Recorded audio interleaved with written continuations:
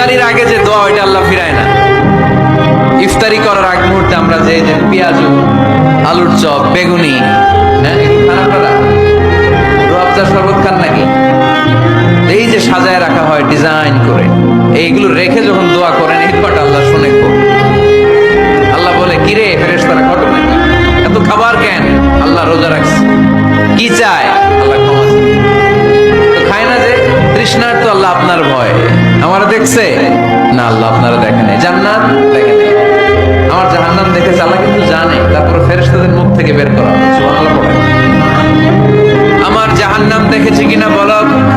ফেরেশতারা বলে না, জাহান্নাম দেখে নাই।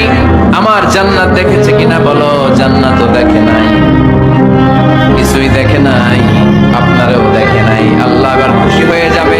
আমার খুশির জন্য, আমার ভয়ে তৃষ্ণার্ত ক্ষুধার্ত সামনে খাবার হাত